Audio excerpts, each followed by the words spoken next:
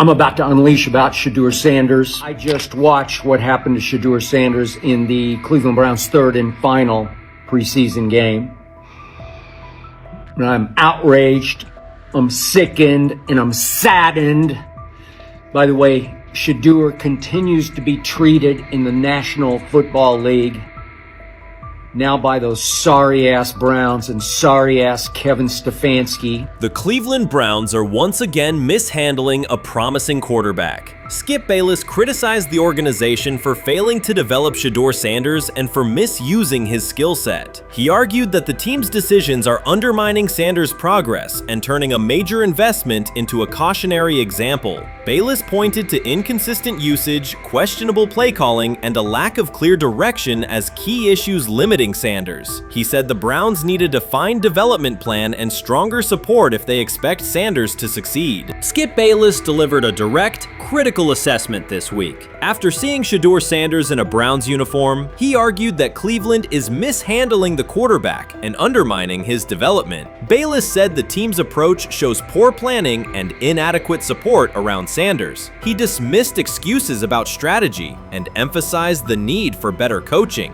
deployment, and protection. In his view, the Browns are setting themselves up for problems before the season begins unless they establish a clear plan for Sanders. Given the team's recent decisions, his reaction is understandable. Cleveland has a history of inconsistent quarterback development. Shedeur Sanders is a premium prospect, the son of a Hall of Famer, a proven college performer, and a widely recognized figure. The organization should prioritize his reps, protection, and a clear development plan, not place him behind Dillon Gabriel as if he were a secondary option. But I'm going to answer this question by saying Shedeur Sanders, and I'm going to tell you why. I think he's being set up to fail. That's right, I'm going to say it. Okay. Here we are on national television, right? There's been 11 practices, if I remember correctly. He's been starting against he's been playing against the third unit. He's fourth on the depth chart. And then suddenly you throw him into the start line, and he hasn't had any reps for the first team at all. Think about that. So you're just going to throw him to the wolves like that, huh?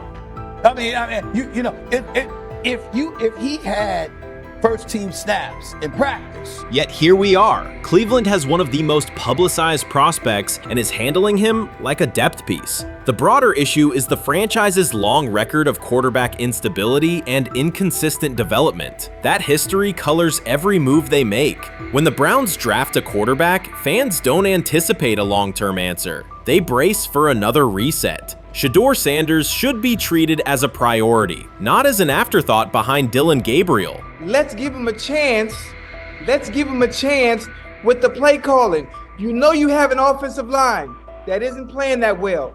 So what do? Why not just play the short game so he can get the ball out of his hands very fast to run a competent goddamn offense? Outside of that, Shedeur has to be better in understanding that the offensive line that you're working with right now is not adequate. Why not allow the players that are competing for a job, in this instance, Shedeur Sanders, to finish off the 2-minute drill? When Browns fans see another quarterback selected, they brace for another setback. The franchise's recent history, from Johnny Manziel's failed stint to the rocky handling of Baker Mayfield, reflects inconsistent development and short-term decision-making. Against that backdrop, Skip Bayless's reaction to Shedeur Sanders on Cleveland's roster was blunt. He argued the team is already mishandling a premium prospect by treating him as a secondary option instead of a centerpiece for the future. Bayless's position is straightforward. Sanders is not just a name, he brings proven college production, leadership traits, and significant visibility that can strengthen both the offense and the organization's broader profile. Burying him on the depth chart behind Dillon Gabriel signals a lack of a clear development plan and wastes early momentum. Instead, Bayless contends, Cleveland should establish a defined pathway. First-team practice reps, protection and personnel tailored to his strengths, deliberate play calling that accelerates processing, and measured in-game opportunities that build confidence and execution. I view things as I got time. I got time to be able to grow and mature, and be able to understand the ins and outs of the defenses and be able to get the good insight from the vets in the room. So I look at it as, a plus. And whenever, it's time for me to play. Shedeur Sanders rolled into Brown's camp and instantly made the whole practice feel like a recess pickup game. NFL vets suddenly looked like they'd forgotten the playbook and were just trying to keep up. With that That's being new. said, I see some balls coming out of Shedeur Sanders at that Oh, camp, hell and yeah. I'm like, kind of looks like a guy. Yeah, I'm ready. He can sling it. Ready to teach. I see him, some of the veterans, how they talk to him, mic'd up, see what he's doing in the community. Yep. Talking about Njoku there. Joku, Mike Neb. Yeah, you once you see, different little interactions and things like that, I know he has the talent. We'll see. It'll be a competition that usually brings the best out of guys, especially young guys. So I'm interested to see how that quarterback situation. Right after Shedeur Sanders tightened his cleats and the Browns settled in for what they figured was a routine camp day, the whole vibe tilted sideways. No blazing comet, no UFO touching down at midfield, just a swagger-charged quarterback striding in like he'd crashed the wrong league and thought, yeah, I'll stick around and run this show. The Browns had no clue what storm was rolling in. You'd expect an NFL team to do a quick scout, maybe pull up a highlight reel or two, but nope. They greeted Shedeur with a shrug, only to watch him seize the field on snap one and run the whole operation like a seasoned pro. First and foremost, he's been the best quarterback in camp. Now look, Joe Flacco ain't had many opportunities. There was a whole day I saw he didn't throw the ball at all. Here's my theory on the situation. They already know who's starting in the number 2 is. They already know. Joe Flacco and Shedeur Sanders is already locked up. You're missing the boat, people. You're missing the boat. Your boy, Kenny Pickett and Dylan Gabriel, oh, they're fighting. Shedeur didn't merely clock in, he hijacked the session. One moment he's loosening his arm, the next he's roasting veteran QBs like faded names on busted draft boards. Defensive coordinators everywhere had the same gut punch reaction. Uh-oh. His pocket poise? Straight disrespectful. His timing? Psychic. And every pass left his hand like it was laser guided to its mark. While Shedeur Sanders was slicing up routes, the Browns secondary looked less like an NFL backfield and more like a gaggle of dads sprinting through a Saturday fun run. Big on enthusiasm, short on closing speed. Coaches fought the urge to slam the emergency horn. Players traded wide-eyed, "Are we serious?" stares, and someone even double-checked that a hidden camera crew wasn't about to pop out of the tunnel. But nope, this was pure Shedeur, half cold-blooded surgeon, half highlight factory. He wasn't dropping a casual "I'm here," he was crafting a masterclass. From the first rep, the tempo changed. Shedeur Sanders accepted the snap with steady footwork, diagnosed the Browns' single high shell, and delivered a tight window seam route that forced the free safety to recover late. Throughout the period, he manipulated leverage with quick shoulder fakes, moved through full field progressions, and released on time from a balanced base, consistently putting the ball on his receiver's upfield shoulder. Cleveland's coverage struggled on multiple fronts. Safeties hesitated between deep half responsibilities and underneath support, creating voids at 15 to 20 yards. Cornerbacks and off-man were caught in trail position when Sanders used rhythm throws on 3-step drops, while those who tried press technique had their inside hand neutralized by his receivers' outside releases. Linebackers widened to match shallow crossers, leaving the middle hook unguarded for pivot routes and option digs. One corner attempted a line of scrimmage jam. Sanders immediately adjusted the route to a back shoulder fade, releasing the ball before the break and rendering the press ineffective. Over the session, he showcased pocket discipline, reclimbing to maintain throwing lanes rather than drifting, and finished with a series of anticipatory throws against cover 2 cloud, fitting vertical outs between the flat and deep half defenders. Sanders' combination of rapid post-snap processing, precise ball placement, and pocket efficiency exposed coverage mismatches at every level and highlighted communication gaps in the Browns secondary. By mid-session, the Browns defensive staff clearly recognized their calls were outmatched. Every adjustment, a roll to cover 6, a simulated pressure, a late rotate to 2 high, was neutralized once Shedeur Sanders confirmed the post-snap picture. Routes that had taken weeks to script were beaten by timing and location. Comeback set at 12 yards broke open before the corner's transition. Slot seam-outs dotted the void between the flat and deep half defender, and boundary receivers beat press with quick hand techniques, receiving distributing the ball before the trail man could recover. Sanders' command was methodical. He used cadence to freeze plug blitzes, re-ID'd the mic when linebackers sugared the A-gaps, and maintained a firm base so he could reset and fire without resetting his feet. His receivers benefited from that rhythm. Top of the stem, eyes back. Ball delivered on their upfield shoulder, allowing immediate transition to YAC. The Browns front tried a late stunt to compress the pocket. Sanders climbed 2 steps, re-spotted the shallow crosser, and delivered in stride, turning a potential sack into a 20-yard gain. What stood out most was how little ramp-up Sanders needed. From his first series, he processed full field concepts at tempo, cycling through progression reads without hitching. The poise under interior pressure, consistency in ball placement, and ability to manipulate zone defenders left the Browns' coordinated disguise packages ineffective and forced them into static coverage by the end of the period.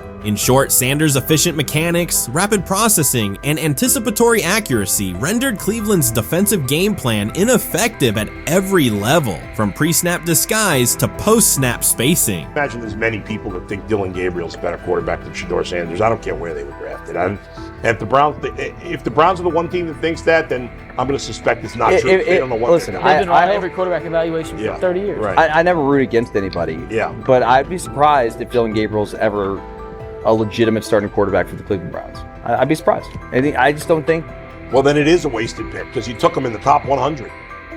Yeah, but potentially. Yeah. May get away with it because of Shedeur. An edge rusher chirped at Shedeur Sanders between snaps, hoping to shake his rhythm. On the very next play, Sanders answered with a 30-yard laser, a deep dig from the boundary side that split the single high safety and the trailing corner. He hit the top of a 5-step drop, kept a firm base, and delivered on time to the receiver's outside shoulder, turning what should have been a routine rep into a sudden change explosive. From that moment on, every coverage wrinkle the Browns tried, rotating from cover 3 to quarter half, flashing a Tampa 2 shell, mugging both A-gaps, was met with a precise counter. When corners pressed, Sanders adjusted the route to a back shoulder fade. When safeties widened, he checked to a glance post. When linebackers bailed, he found the running back on a delayed option out of the backfield. Even late simulated pressures couldn't move him off his spot. He simply climbed, reset his feet, and fired. As Cleveland's defenders rotated through checks, Sanders manipulated them with cadence and eye discipline. He froze weak side safeties long enough to create intermediate windows, then feathered the ball into those lanes before help could arrive. When the Browns finally dropped 7 and matched every route, Sanders tucked the ball and converted 2 separate 3rd and 6 situations on the ground, reminding everyone that his mobility is as calculated as his arm. By the end of the session, the defensive coordinator's call sheet looked obsolete. Sanders had neutralized blitz looks, exposed spacing issues in zone, and forced the unit into static base coverage just to survive the period. It wasn't a camp drill anymore. It was a clinic on timing, processing speed, and controlled aggression, delivered snap after snap by a quarterback who never needed a warm-up lap to own the field. They never planned on taking him. The problem is, like Ocho Cinco said, you got somebody that has endeared himself to the locker room. And guess what? The difference between him and Tim Tebow, the biggest one, is he can play. He can throw the ball. Tim Tebow running around being an H-back. He can throw the ball. And he's done everything he needs to do. He ain't saying nothing. He ain't rocking the boat. He ain't mad about the reps. He ain't mad about none of that. All the people out there want to see is this, like Tyler said earlier. We want to see what he can do with Jerry Jeudy. That's it. I want to see what he can do with David Njoku. I want to see him with Junkins. I want to see him with the first running backs. If you are cooking, if you are beating down the doors with the 3s and 4s, guess what? You deserve more. From the first team period on, Cleveland's secondary looked a step slow. A deep third safety hesitated on a post-snap rotation, leaving Shedeur Sanders free to climb the pocket and fire a 22-yard out that arrived before the defender could plant and drive. The supporting cast around him, players fighting for roster spots, not Pro Bowl invites, benefited from his command. Sanders used tempo to control the defensive front, altered protections at the line, and located throwing lanes so quickly that one receiver didn't register the catch until he crossed the goal line. As the Browns tried new personnel groups, coverage busts multiplied. Starters slipped out for hamstring stretches while rookies rotated in, only to find the ball arriving on their blind side before they'd completed a midpoint squeeze. On a later 3rd and long, Cleveland finally closed the interior rush lanes, compressing the pocket with 3 defenders. Sanders pivoted through the traffic, stepped into a narrow escape window, and, without resetting his shoulders, whipped a no-look pass to the boundary curl for a fresh set of downs. The throw turned a potential sack into an explosive play and left the coaching staff scrambling for answers. The people who are fascinated by Shedeur for whatever reason, whether it's his play, I guess, last year was kind of fun. If you're just like a guy who grew up like loving Deion Sanders and passed that love on down to your kids, I can see why you're like that. The one thing I will give them is you're looking at this quarterback room. If you're a fan of Shedeur and say, why can't he go beat Dylan Gabriel or Joe Flacco or Kenny Pickett? So I do understand that part of it, right? Because why not? Why couldn't he be the Brown starter in October or November? That looks like a quarterback room where everyone will get a chance to start. So the Shedeur Sanders, I want to talk about this. So here's a prime example. Shedeur Sanders, they had 3-day mini camp for the Cleveland Browns. And now Jimmy Haslam actually has some money. The Bengals owners and the Rooneys are near the bottom of the league in net worth. But what the Browns have is what I would call the Buffalo Bills used to have this years ago, pre-Josh Allen. What are Browns veterans saying about Shedeur Sanders behind closed doors? According to internal discussions, the feedback goes beyond casual praise. Several veterans describe his performance as franchise level. Private locker room conversations compare his command of the offense to established starters. And one senior assistant reportedly called him Sunday ready after a single walkthrough. The consensus is that front office staff and coaches have taken serious notice. Inside the Browns facility, informal conversations circulate among players and coaches. These remarks carry significant weight in personnel evaluations and often influence practice rotations. When veterans speak this strongly, the message typically reaches decision makers quickly, especially during roster planning. In short, the internal perception of Sanders is already affecting how the staff views the current quarterback depth chart. Browns vets kind of weigh in on Shedeur Sanders and how he's been since he arrived in Cleveland, in Pound Town. And I think it's very, very important that we discuss it, because it'd be really easy for these vets to, this wasn't like a on-the-record interview. This is just kind of back channels into what the vets are saying, the rumors, but the sources telling us.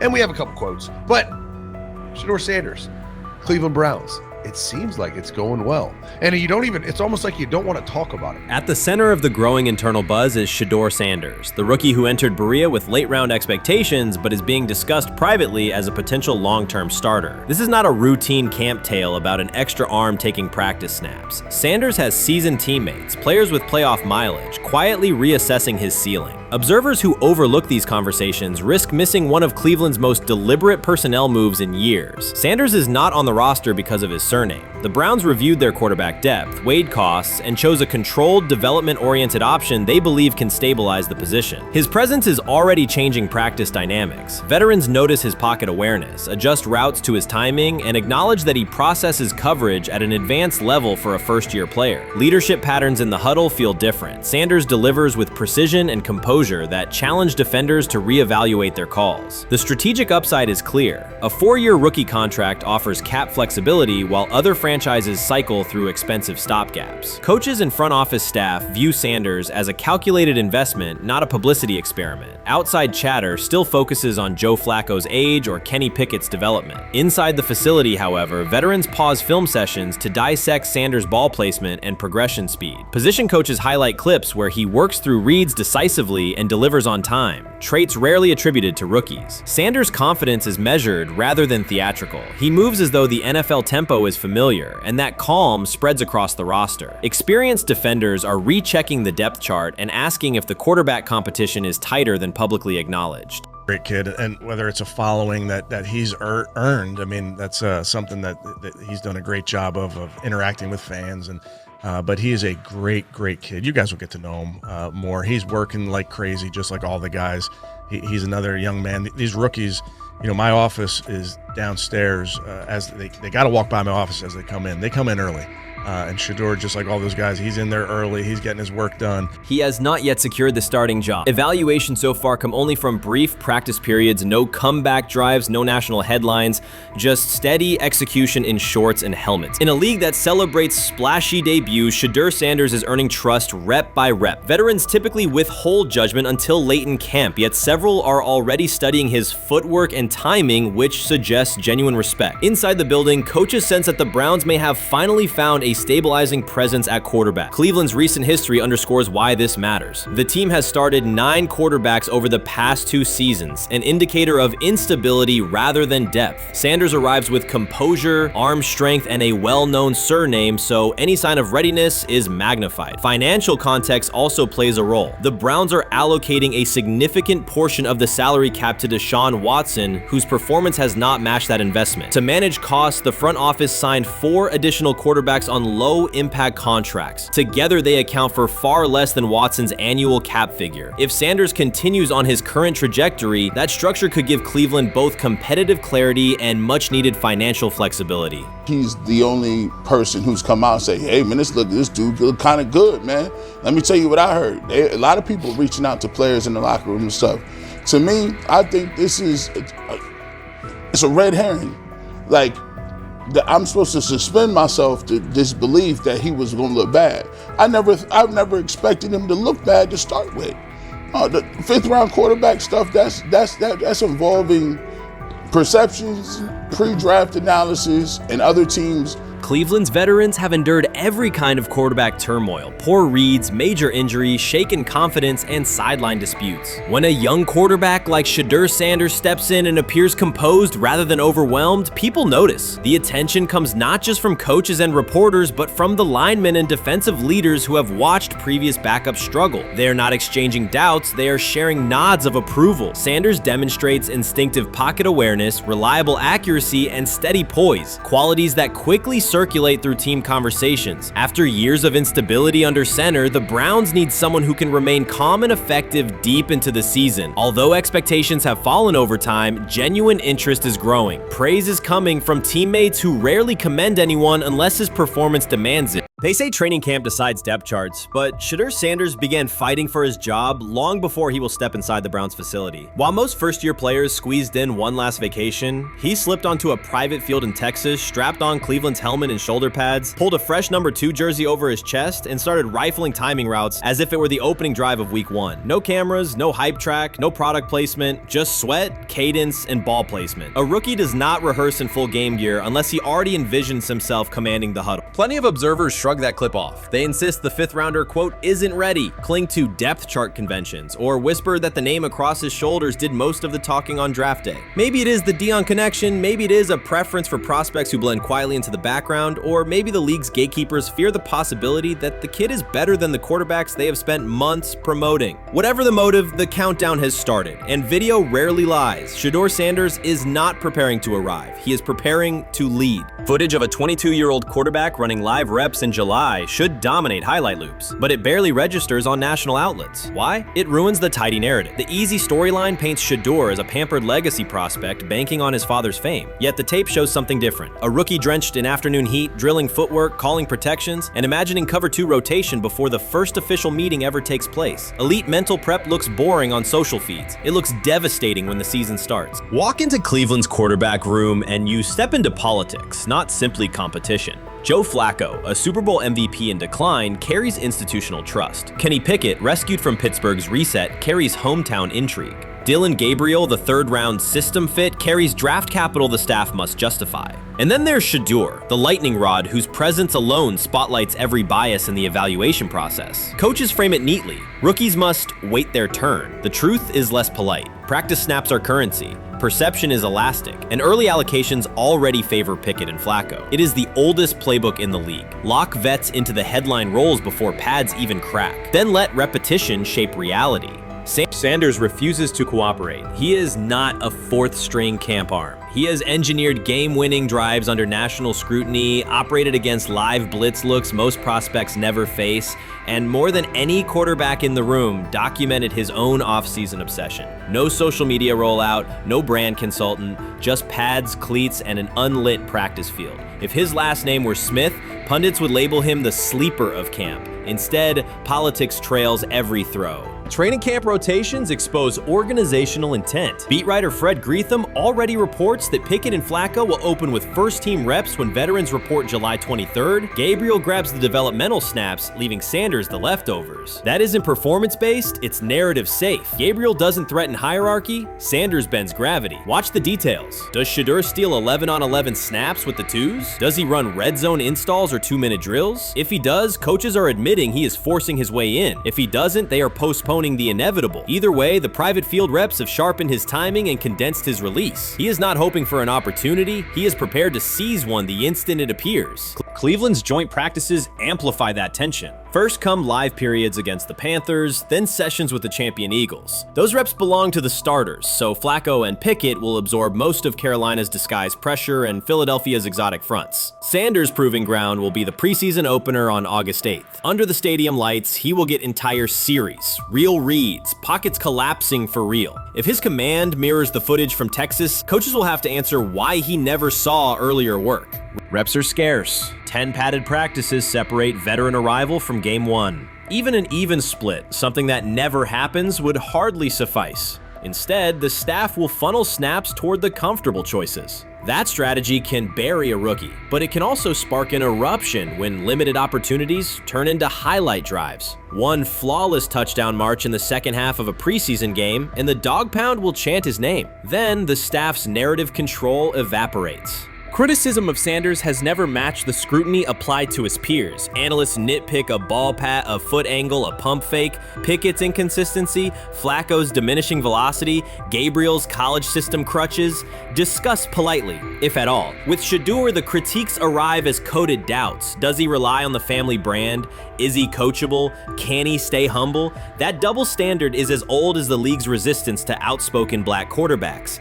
Add Deion's unapologetic persona, and each Sanders rep becomes a referendum on establishment comfort levels. Shedeur answers not with rebuttals, but with work. Work captured in silent footage more deafening than any debate show monologue. Quarterback drama masks broader roster cracks. The Browns receiver group is crowded yet unproven. The safety room failed to create turnovers a year ago. Interior defensive linemen are still rehabbing, and the offensive line must retool on the fly. Which quarterback can navigate that turbulence? Flacco's pocket mobility is limited. Pickett's confidence remains fragile. Gabriel is months away from processing NFL disguises. Sanders, forged by perpetual doubt, offers poise under chaos and meticulous preparation, a combination this franchise has lacked since, well, almost forever. Forget politics, depth chart etiquette, and recycled sound bites about developmental timelines. The only metric that counts now is who did the work. Sanders pounding through full gear scripts in late June is not vanity, it's vision. While the league sleeps, he refines his drop steps. While media speculate, he rehearses third down checks. He has already decided what he is. The organization must decide if it can recognize it in time. The preseason will provide the answer. Live bullets, real blitzes, stadium noise. When those throws leave his hand under pressure, no one will discuss ball pats or surnames. They will ask how a quarterback this prepared slipped to round 5. And if the performance matches the preparation, excuses about lack of reps will dissolve. It will be production against perception, and Shedeur Sanders has been producing where no one could see. Ready is the wrong word. He has been ready. So before your final year at Miami, there's a lot of conversations revolved around Shedeur Sanders. Obviously, I'm assuming you guys have a great relationship. Some of the clips you've seen and stuff like that. What is it like for you to have like this rivalry with Shedeur? I don't have a rivalry with him. That's my boy. So at the end of the day, this whole process, we thought me and him were going to be 1 and 2 the whole time. Whether he's 1, I'm 2. Whether I'm 1, he's 2. And so that's just always been, our mindset. It didn't go that way. I thought he was one of the better quarterbacks in the draft as well, even throughout college. A lot of stuff out there on him ain't really the truth, just because they spin it different ways. Like they spin stuff about me different ways. But I mean, when he gets his chance, become a starter, I know he's gonna make the most of it. And I'm ready to get back to work with him.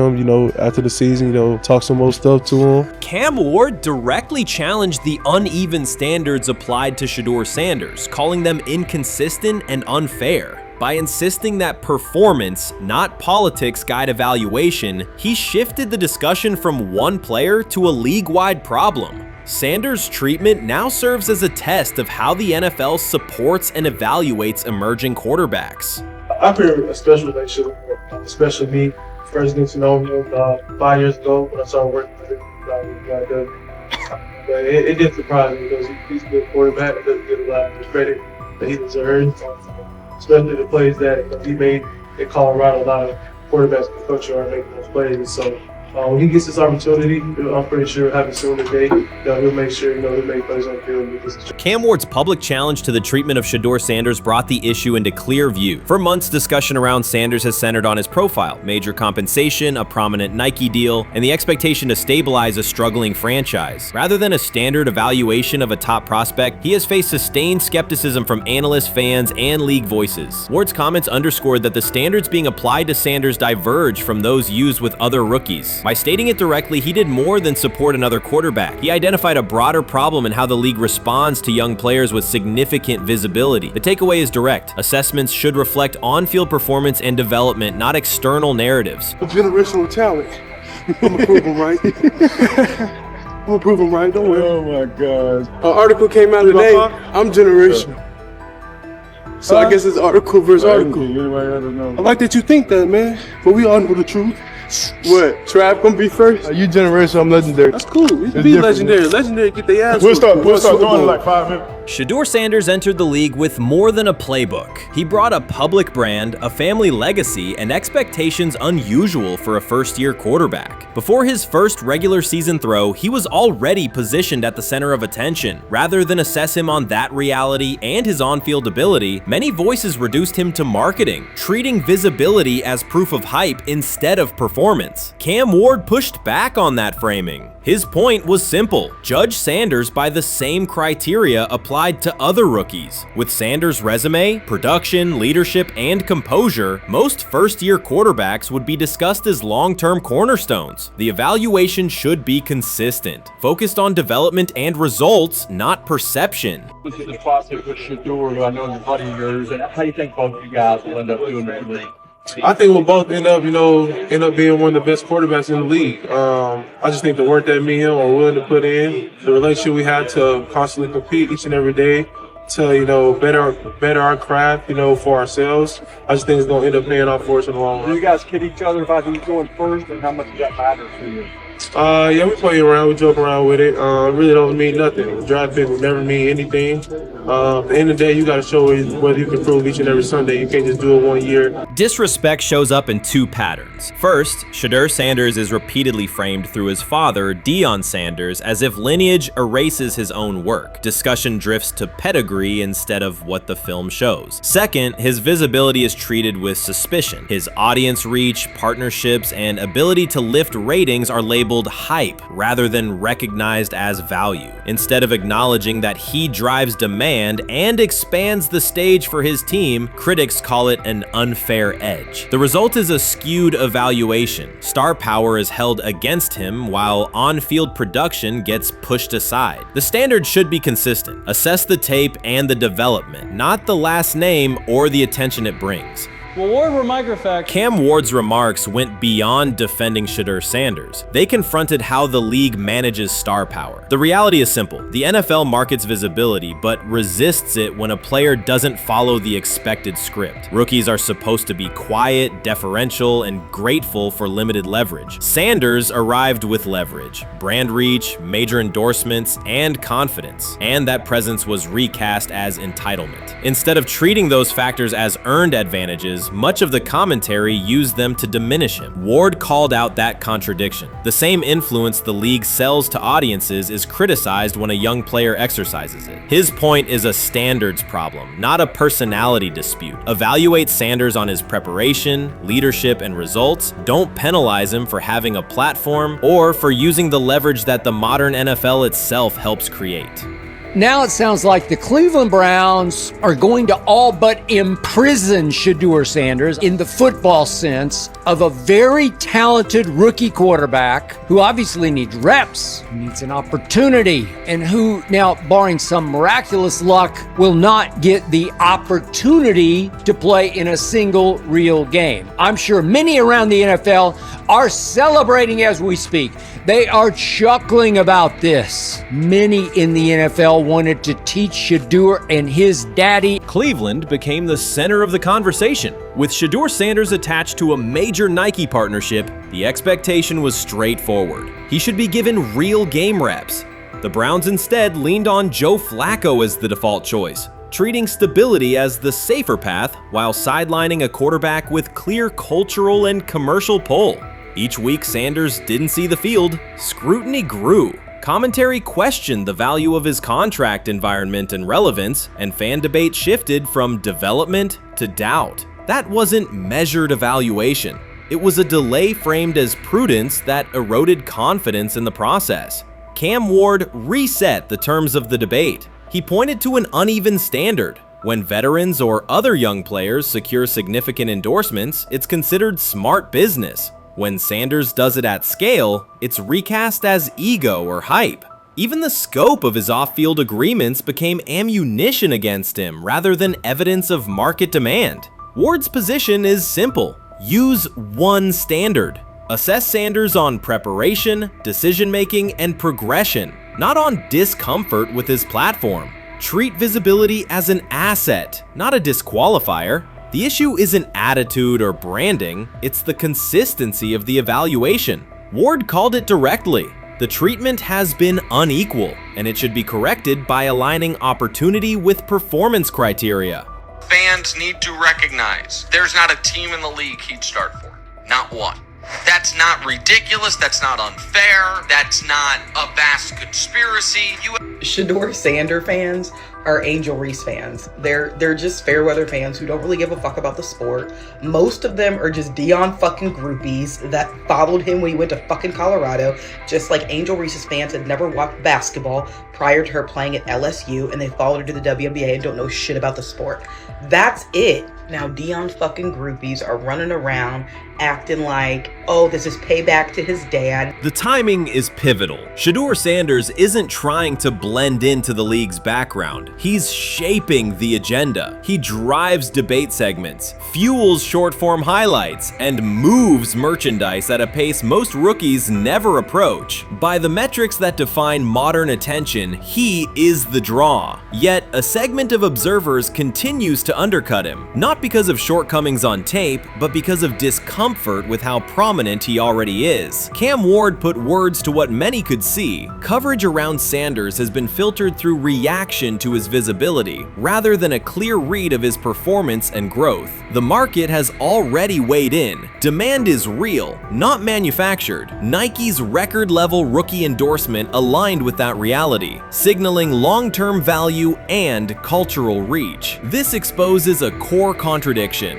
The NFL depends on star power to sell tickets, fill stadiums, and boost ratings, but it resists stars who set terms on their own. Visibility is celebrated until a player exercises it. The fix is straightforward. Apply one standard. Evaluate Sanders on preparation, decision-making, and results, and treat his platform as the asset it is. If the league benefits from his presence, its evaluation practices should reflect that same reality, consistently and without penalty for scale. Shedeur Sanders does not depend on league promotion. He established his platform before the NFL and continues to expand it on his own terms. That autonomy challenges the status quo. Cam Ward's support was more than a defense of a teammate. It was a warning that if the league holds to outdated expectations, it risks falling behind the very players who drive audience attention and revenue. Claims that Sanders lacks real popularity ignore measurable facts. A large, active following, consistent merchandise demand, and sustained coverage across major outlets. Doubts about his standing as a quarterback overlook his college production and growth indicators. The pattern is familiar. Efforts to minimize him increase his reach. Each skeptical headline widens the spotlight, and each dismissive take creates more engagement. You cannot reduce a player built for visibility by arguing he should be less visible. The practical outcome is the opposite. Scrutiny becomes signal. Sanders is not merely enduring criticism, he is turning it into momentum, converting attention into leverage on and off the field. How you feeling? I'm getting there. You see what I got on, right? That's why I was asking how you help for.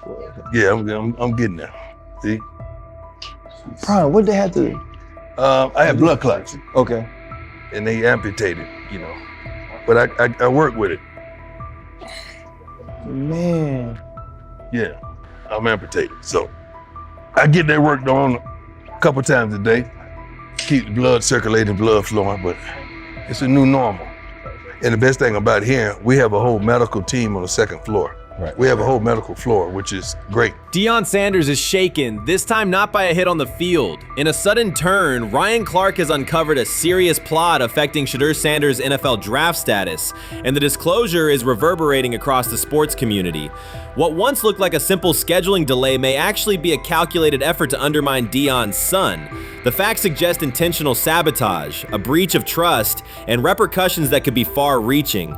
This is no routine football headline. It is personal, and Coach Prime did not see it coming. The sports world loves to celebrate underdogs, yet it often takes even greater pleasure in tearing down rising stars. Deion Sanders is witnessing that cycle now, not from the sidelines as Coach Prime, but as a father. The lights in Boulder remain bright, the cameras keep rolling, and Sanders still wears his gold watches, sunglasses, and natural swagger. Still, behind that familiar smile is a man carrying deep pain as criticism aimed at his son mounts daily. How much of that is opening press conference saying, okay, we are family, saying that he was sent to do certain things? Do you feel like people got attached to that, or it just was the fact that prime time is at Jackson State? It's prime time. If my son plays cornerback, I want him to be around, in my opinion, the best cornerback ever to touch the field. That's right. If my son played DN, I'd have to talk to you and tell me who's coaching the DNs. That's but right. I was sending my son to play for prime. His pain does not come from critics or losses, but from watching his son, Shedeur Sanders, get pulled into a system where politics outweigh performance. By every metric, arm strength, accuracy, field vision, Shedeur belonged in the top 3 of any NFL mock draft. Defensive coordinators who tried to unsettle him know he never flinches. He owns the unteachable leadership trait that turns strong prospects into franchise cornerstones. Then the narrative shifted. Draft boards that once placed him 2nd or 3rd slid him to 5th, then 12th, and eventually out of the 1st round on some lists. Analysts grew cautious, executives became vague.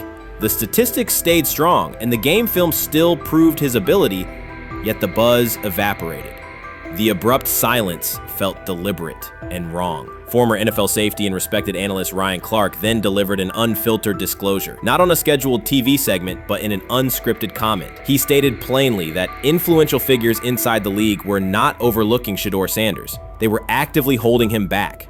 The motive, Clark said, was political, and the real target was Deion Sanders, Hall of Famer, architect of Jackson State's resurgence, and the coach who turned a 1-11 Colorado program into a national headline. Deion's refusal to conform, wearing sunglasses indoors, dancing with players, speaking candidly, challenged an establishment that favors predictable images and rehearsed statements.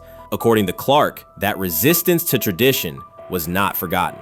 When Shedeur displayed the same mix of talent and confidence, concern spread through front offices and media circles. Questions about leadership style and attitude surfaced. Coded language for discomfort with a quarterback who mirrors his outspoken father. Clark's point was clear. The issue is not Shedeur's performance. If he had posted identical numbers at Ohio State or Alabama, endorsements and media specials would follow. Instead, interest cooled because the Sanders family embodies a self-made identity the league cannot easily manage. Their visible pride and independent brand challenge a system that prizes control, and that threat, not football ability, is what Clark believes is suppressing Shedeur's draft stock. Chris Carter's televised assessment of Shedeur Sanders triggered immediate pushback from Cleveland fans, local media, and even several Browns veterans. Carter dismissed Sanders, a 5th-round pick, as unprepared to start and framed the growing interest around him as purely a byproduct of surname recognition. Since that segment aired, practice reports have told a very different story. Observers inside the Browns facility describe a rookie quarterback who is closing the gap on Kenny Pickett and Dillon Gabriel with surprising speed. Sanders first turned heads in rookie minicamp by directing the huddle with a calm that belied his inexperience. Position coaches reported that he rarely repeated mental errors during installation periods, a trait they rank highly when grading young quarterbacks. In organized team activities, he showed consistent timing on intermediate routes, kept turnover numbers low in 7-on-7 periods, and demonstrated early command of Kevin Stefanski's protection calls. That steady execution earned him a handful of first-team snaps, reps that would ordinarily have belonged to Pickett by default. By mandatory minicamp, the rotation had shifted again. Practice notes from beat reporters detail the rise in Sanders' workload each day. Red zone series against the starting defense, 2-minute drills, and full field scrimmage possessions in which he checked out of called plays when fronts dictated it. Mary Kay Cabot, initially skeptical Sanders would challenge for game day snaps in 2025, wrote after consecutive sessions in mid-June that his footwork, release speed, and pocket management had, quote, meaningfully tightened since rookie camp. Her tone marked a clear departure from early spring projections that labeled Sanders a long-term developmental project. The broader quarterback context in Cleveland magnifies that progress. Deshaun Watson's availability and form remain uncertain after 2 injury-interrupted seasons, while Pickett's transition from Pittsburgh has been uneven. Dillon Gabriel's arm strength is evident, but coaches continue to stress hesitation in his full-field reads.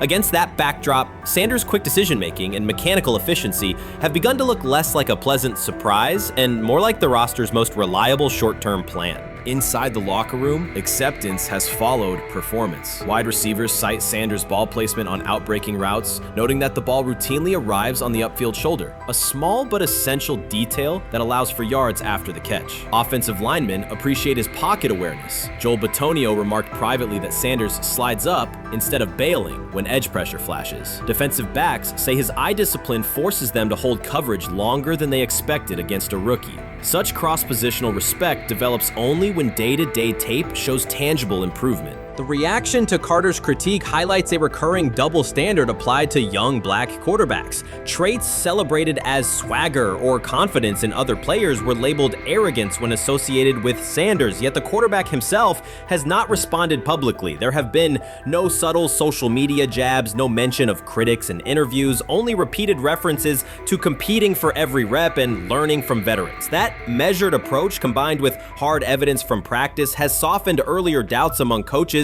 who prioritize demeanor as much as arm talent. Within the coaching staff, the discussion now centers on readiness thresholds. Stefanski's scheme relies heavily on quick rhythm throws, defined reads, and disciplined pocket movement. Those requirements align with Sanders' strengths: a compact release, willingness to target the middle of the field, and instinctive timing on RPO concepts carried over from his college tape. Staffers reviewing cut-ups from joint practices note that his internal clock already approximates NFL speed, a metric they did not expect to see until mid-season at best. If that trajectory continues through preseason games, the Browns face a consequential decision. Starting a 5th-round rookie 6 weeks after training camp opens would unsettle salary cap assumptions, depth chart politics, and external perceptions of organizational stability. Yet the internal mandate remains clear: the most prepared quarterback will play. That standard places Sanders in genuine contention because every practice metric used to grade readiness, turnover ratio, red zone efficiency, third down conversion rate has trended in his favor since early June. The organizational stakes are considerable. Cleveland has cycled through starting quarterbacks at a startling pace over the past decade, shifting from first-round investments like Baker Mayfield to high-cost gambles such as Watson, each move packaged as the long-awaited solution. A rookie chosen outside the first 100 picks ascending to the top of the depth chart would challenge long-held league assumptions about draft pedigree and opportunity. It would also validate the evaluation philosophy that prioritized Sanders' intangibles: process, processing speed, leadership presence, over conventional arm strength thresholds that pushed him down the draft board. Carter's televised remarks now sit awkwardly alongside daily updates from Berea. His critique relied on pre-draft labels and the presumption that a late-round passer with a famous father would need a redshirt year. Practice film contradicts that stance. Sanders checks protections at the line, manipulates safeties with shoulder fakes, and has reduced turnover-worthy throws in full-speed sessions to single digits. Statistics normally cited for veteran backups, not rookies. The longer that evidence accumulates, the more Carter's comments appear rooted in legacy bias rather than objective performance review. None of this guarantees Sanders will open the season under center. Preseason defenses test quarterbacks in ways practice cannot. Defensive coordinators will disguise pressure and boundary rotation to force late decisions. Sanders must show he can adjust protections and exploit mismatches without the benefit of a controlled environment. Yet within the Browns facility, the conversation has shifted from if he will be ready to when. Quiet confidence from Amari Cooper and other veterans suggests they believe Sanders can steady an offense searching for consistency more than highlight reel heroics. Sanders' rise also affects long-term roster calculus. If he earns the job and performs competently, Cleveland gains starter-level production on a cost-controlled rookie contract, freeing cap space allocated to other positions. That scenario could reshape roster-building strategy in a division featuring Joe Burrow and Lamar Jackson, quarterbacks whose contracts consume significant percentages of team payroll. A capable, low-cost starter would allow the Browns to reinforce their offensive line and secondary while retaining core veterans, a competitive advantage few teams enjoy.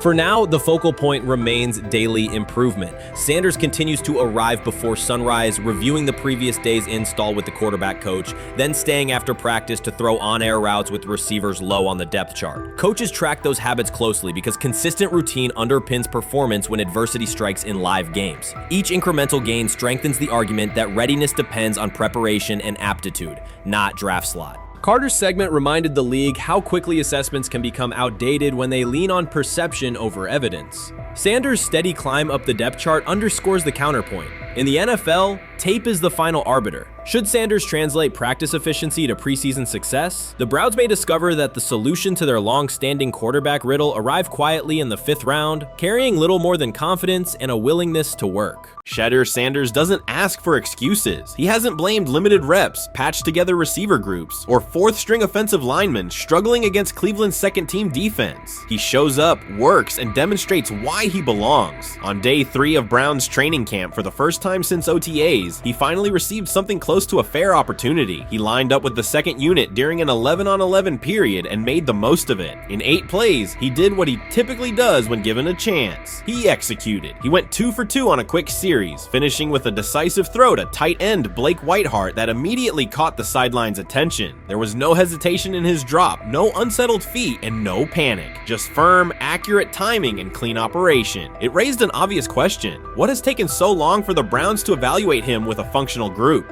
The story isn't only about one throw, it's about the delay before it. Sanders has been the guy for most of his football life, commanding high school programs, starring in the Southwestern Athletic Conference at Jackson State, then operating under national attention at Colorado. For the first time, he's been told to wait. He has treated that reality as part of the job rather than a setback. He has prepared like a professional since the moment he arrived, and on the 3rd day of camp in heavy heat, he let the football represent his case. While coverage focused on the veteran presence of Kenny Pickett and Joe Flacco, Sanders made an impression with minimal volume. The difference with the second team was immediate. Protection held up, routes were on schedule, and progressions unfolded as designed. Within that structure, he looked like the quarterback who led efficient offenses at Jackson State and Colorado. Calm in the pocket, decisive in his reads, and accurate to tight windows. This was not simply a good practice period, it was a clear statement. He was not just operating the script, he was directing it. The timing was sharp, the reads were clean, and the seam throw to Whiteheart was a high-level anticipation throw, professional in placement and pace. The narrative around Sanders should reflect that when he is placed in a workable situation, his strengths are visible. Early work with 4th unit personnel included protection issues and unreliable spacing. With the 2nd unit, those variables stabilized, and his work looked consistent with his resume. The performance supported a straightforward conclusion. The evaluation should move forward with higher quality reps. Sanders has been explicit about his approach. He does not request special treatment. He intends to be prepared so that when an opportunity appears, he can step in without a drop-off. He has said he wants to be ready for anything and not offer explanations after the fact. That mindset fits what teammates and coaches have observed. a quarterback focused on the assignment, not the conversation around it.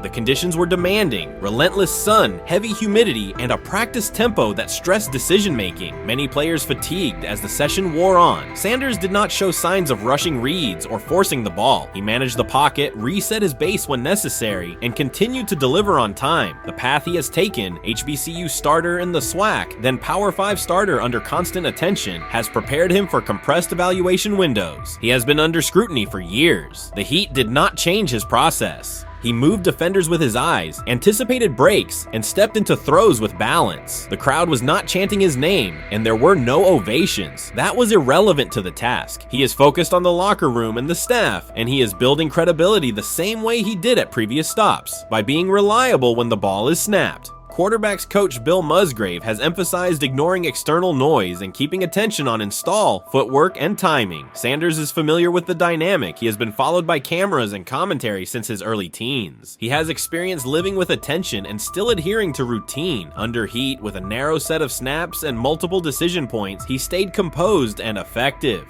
2 speeding citations, 91 miles per hour in Brunswick and 101 miles per hour in Strongsville, became national items. General Manager Andrew Berry characterized the decisions as not smart and stressed that it's not only about driving fast, but about the safety of others. Sanders accepted responsibility, stated that he learned from the incidents, and said he would follow the rules. The attention to those citations did not alter his daily schedule or his practice preparation. He arrived early, stayed engaged, and kept the discussion centered on work.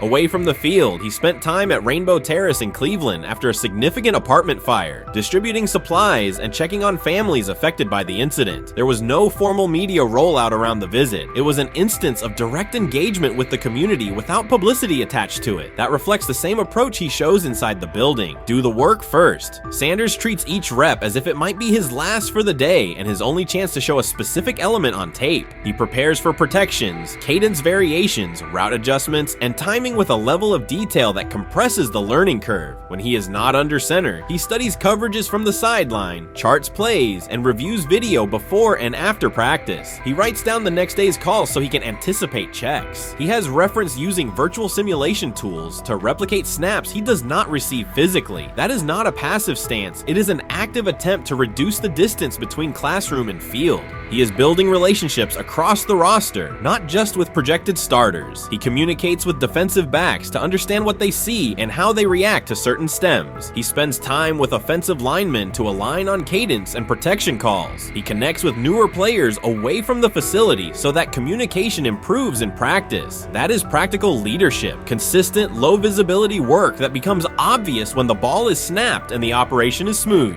3 days into camp, a central question remains. Why hasn't he taken a first-team rep? Flacco has seen work. Pickett has seen work. Dillon Gabriel has been cycled in. Sanders has remained behind all 3 on the depth chart while producing efficient periods when provided stable support. Head coach Kevin Stefanski has not publicly detailed the plan for distributing first-team snaps among the quarterbacks. When asked, Sanders answered that it is not his place to comment on rotation decisions. That response aligns with his day-to-day conduct, respectful, professional, and centered on the next assignment. The staff is managing a room with a Super Bowl MVP, a former first-round pick, multiple rookies, and a new set of combinations on the offensive line. That creates a set of decisions about exposure, pacing, and evaluation windows. Within that context, Sanders has presented a clear case for additional evaluation. He has shown he can execute the offense as designed when the variables are standard. Musgrave has a long-standing connection with the Sanders family through his time as a teammate of Deion Sanders in San Francisco. That familiarity supports direct communication. It does not guarantee anything about the depth chart, but it does help streamline teaching, feedback, and expectation setting. Inside the defensive back room, veterans such as Denzel Ward have provided perspective on timing, leverage, and eye discipline that Sanders has incorporated into his preparation. He is operating without the immediate family structure that defined his college environment. Away from his brother Shiloh and his father Dayon, he is managing his own housing, nutrition, recovery schedule, and all the smaller tasks that accompany an NFL routine. Those adjustments matter because they influence consistency across a long camp. He has treated those responsibilities as part of the job rather than distractions, which is reflected in a steady daily approach. What he showed on day 3 with the second unit was not a surprise to those who have tracked his prior work. It was a continuation of a profile, efficient sequencing, clear timing, and consistent ball placement when protections and routes hold up.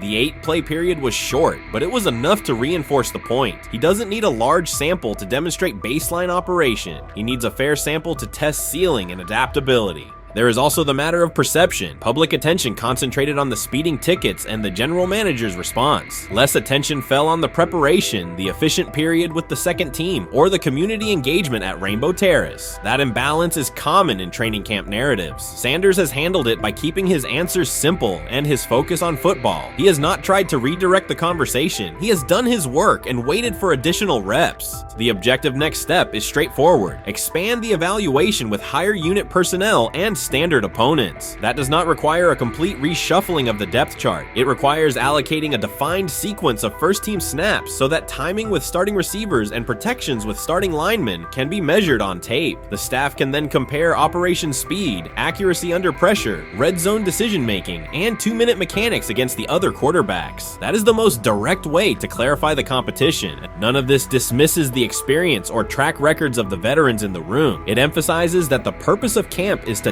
test assumptions with current performance. Sanders has provided enough evidence with the second unit to justify a broader look. He has shown that the pace of his feet matches the pace of his eyes, that he can hold safeties with his shoulders, and that he can drive intermediate throws without float. He has also shown discipline to take the clean completion rather than force the vertical shot when leverage dictates otherwise. Every day, he has addressed the controllable items, meetings, note-taking, install recall, cadence management, and post-practice review. He has not asked for public guarantees. He has asked for an opportunity to compete on comparable terms. The 8-play sequence with the second unit was a small but clear example of what he can do when those terms exist. The staff's communications have been measured. Stefanski has not laid out a schedule for first-team rotations publicly. Barry addressed the speeding incidents directly and emphasized standards for decision-making off the field. Sanders accepted the criticism, adjusted his behavior, and moved forward. Those are the relevant facts. What remains is a football evaluation that can only be completed by giving him snaps with the top group and measuring the results. If that evaluation occurs and he performs at the level he showed with the second unit, the conversation will shift from potential to placement. If it does not occur, the question will persist through camp. Why not test the full picture? Sanders has built a case based on preparation, poise, and execution. He has demonstrated leadership by building relationships across the roster. He has shown maturity in handling external issues directly and moving on. He has given the staff reasons on the field and in the building to continue the process.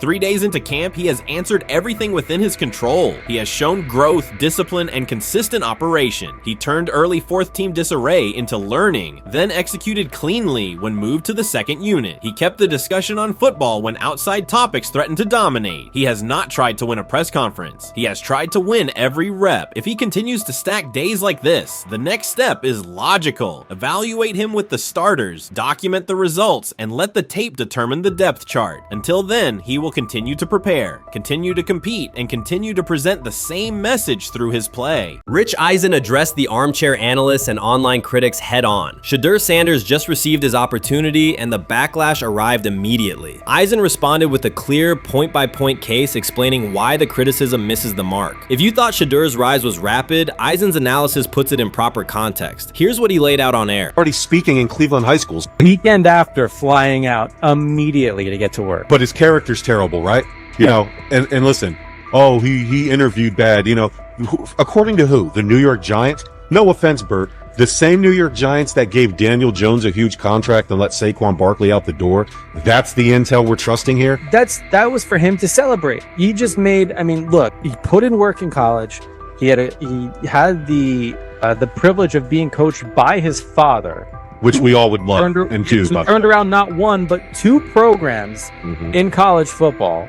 And then literally for any athlete, being drafted at the highest level is a success story in itself. Rich Eisen delivered a direct response to the critics. He addressed the online claims reducing Shedeur Sanders to Deion Sanders' son instead of evaluating him as a quarterback on merit. Eisen challenged those assumptions and refocused the discussion on performance, preparation, and opportunity. Say Kenny Pickett had strained his hamstring.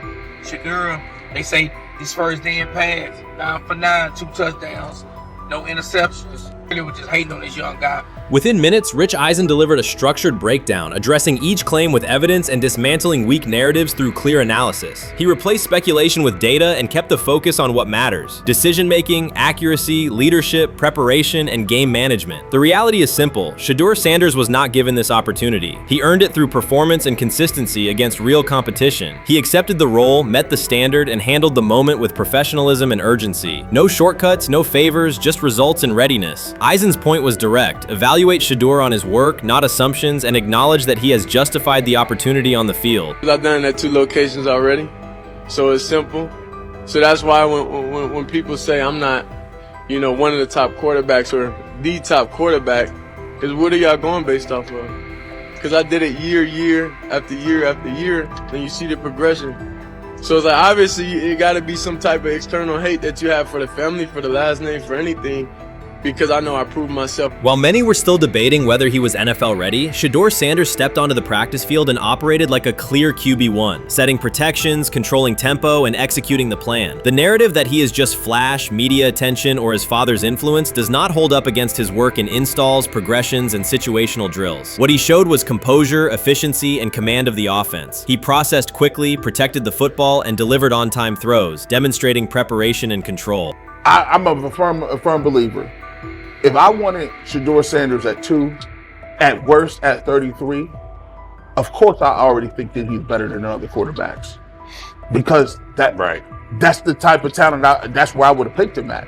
And if he was at 2 or 33, and he still had this same exact skill set, we would be talking about him starting and playing. Right. Well, there'd only be 3 quarterbacks. It'll be 3 quarterbacks, not 4. Not 4, yeah. But since he moved to the 5th round, that's cool. They might have to go along with it. But to me, I think if you ask who got the best tools, I'm going with Shedeur Sanders. From the first day of camp, he was not there to get by. He arrived to lead. There was no hesitation in installs, no lapses in fundamentals, just precise timing, clean footwork, and consistent velocity to every level of the field. He managed protections, controlled cadence, and delivered in situational work, showing command rather than learning on the fly. The approach was efficient and disciplined, with attention to detail and progressions and ball placement that reflected preparation, not improvisation. At the same time, Rich Eisen addressed the narrative directly and backed it with evidence.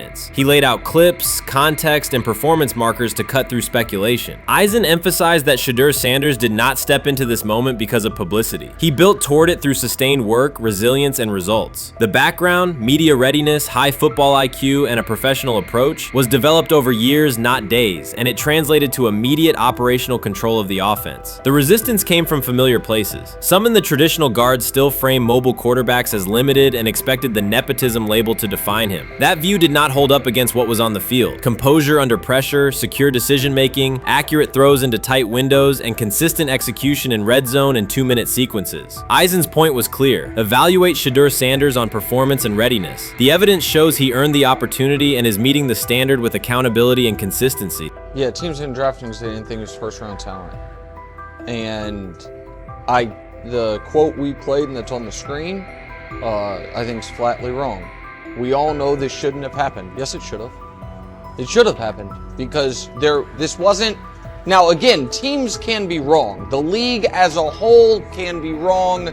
Hell, the Baltimore Ravens drafted a 25-year-old tight end before they drafted Lamar Jackson in the same draft. The die is not cast on who Shedeur Sanders. He stated it plainly: this is not a celebrity appearance. This is a quarterback with pocket presence, leadership, and decision-making that stands on its own. You either show it or you settle into a backup role. Shedeur Sanders is not auditioning. He is establishing himself as the starter. When the opportunity arrived, whether through injury, trade, or depth chart changes, Shedeur was prepared and delivered. He did not hesitate. He executed the offense and finished drives. As others tried to catch up to what they were seeing, Rich Eisen reinforced the same message he has been repeating: evaluate the work. Camp reports have been consistently positive, but the important shift is how the performance is being received. Casual attendees who came to observe left talking about Shedeur's command and poise. Detailed observers focused on his pre-snap reads, protection checks, and audibles, highlighting the mechanics, timing, and ball placement that support efficient, controlled play. You can't fire the owner because he can't fire himself.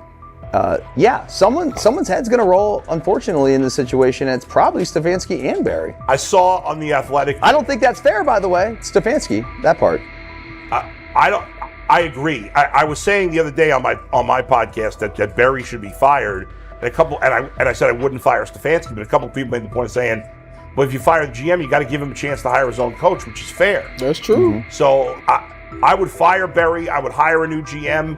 If that GM thinks Kevin Stefanski's a good coach, wants to stick with him. The situation in Cleveland has escalated with the NFL. Sources indicate GM Andrew Berry is prepared to move on from head coach Kevin Stefanski if he refuses to elevate Shedeur Sanders. The Browns are weighing a major quarterback change. Leadership appears to be aligning behind Sanders and pushing for immediate action. This is a high-stakes decision about control and the team's direction. I think it's unfair for me to comment in I guess, maybe on behalf of the industry. All I can say is this, the time that we spent with Shedeur, and what he's done throughout his college career is impressive. He's an impressive young man. He's a really good quarterback. Sometimes, fit comes into play. And I'd also say this, there are 4 more rounds of the draft. And then maybe lastly, it's less about where you get picked and what you do after you get picked. That's really the most important thing. Getting to know him over the course of the spring, he has a ton of resolve. Andrew Berry appears to be at a breaking point. Pressure from fans and within the organization to play Shedeur Sanders is intensifying. Berry is pushing for a move towards Sanders, while head coach Kevin Stefanski remains cautious about altering the depth chart. The divide is clear. One side wants acceleration, the other a measured rollout. The organization is under heavy scrutiny, and the focus has shifted to when, not if, Sanders sees the field. Has the 4th highest odds of any head coach this season to be fired. He's clearly on the hot seat. It's been a discussion for really a couple years now, dating back to last season's 3-win season. And he's always had kind of hot and cold seasons. And now the sports books are saying he's 4th on the list. Number 1 is Mike McDaniel of the Miami Dolphins, Brian Dable of the Giants at 2, Shane Steichen at 3, and there is Kevin Stefanski plus 650 to be fired. This has moved beyond tension to outright stubbornness. Rather than elevating Shedeur Sanders, the staff has chosen Dillon Gabriel. The current depth chart looks less like a forward plan and more like resistance to change. Fans have been clear about who they expect to see, yet the organization keeps delaying. Every week without a real evaluation of Sanders slows development and blurs accountability. Cleveland is choosing a conservative approach when a decisive decision is needed, sending a message of uncertainty to both the locker room and the city. Now being the 3rd string quarterback for the Cleveland Browns, was that so much was made out of unbelievable. He actually made the team as the 3rd string quarterback. Like that was a big deal. Like that was somewhat of a surprise to a lot of people. He should have been the 1st pick in the draft. Kevin Stefanski appears to be doubling down to validate his approach. Despite sustained demand from Browns fans to see Shedeur Sanders reflected in chants, merchandise, and constant discussion, he continues to keep Dillon Gabriel in front on the depth chart. The decision functions as an assertion of control rather than a response to momentum. Even with clear signals from the fan base, Stefanski is staying with Gabriel and delaying a full evaluation of Sanders. It is a deliberate choice to maintain his plan and pacing, not to accelerate change. Cleveland is prioritizing continuity over recalibration, keeping any transition to Sanders on hold. But yeah, the Browns are in a tough spot. They have wasted. You traded a ton of high draft capital to get Deshaun Watson. You've gotten nothing out of Deshaun Watson and missed an opportunity. Who knows who they would have drafted? Now, maybe they would have screwed up those picks and the Browns would still be in bad shape. Andrew Berry is likely frustrated watching Dillon Gabriel default to conservative throws while the offense stalls. From a football perspective, this appears to be the hill Kevin Stefanski is choosing to stand on. Keeping Gabriel ahead of Shedeur Sanders has limited the unit's explosiveness and prevented a full evaluation of a higher ceiling option. Drives end quickly, field position flips, and momentum is lost while Sanders remains on the sideline. Fan patience defense is wearing thin. Each ineffective series intensifies criticism and shifts scrutiny toward the coaching staff's criteria for the depth chart. With every additional snap for Gabriel, the decision reads less like an open competition and more like rigid adherence to a plan that isn't producing results. The optics are clear. A dynamic quarterback sits while a cautious approach keeps the offense in neutral. If this continues, accountability questions will grow inside and outside the building. What performance benchmarks keep Gabriel ahead of Sanders? When will Sanders receive first-team reps in live situations to allow a fair comparison? The front office must decide whether to preserve continuity or pivot toward a timely assessment of Sanders. The longer the current approach stays in place, the more it signals stubbornness rather than adaptation, and the more pressure mounts to realign the plan with on-field output. I honestly see it happening if the Browns lose a bunch of games. Like if they get 5 wins or less, I see the report coming out now that Stefanski will be fired. I don't want it to happen. I want the Browns to be good, win a bunch of games. I think that they're going to be a team that is slept on and can at least get 7 wins, which is why if they don't, I see Stefanski getting all the blame for that, and there'll be a new coach in Cleveland. Because their players, to me, are there once again.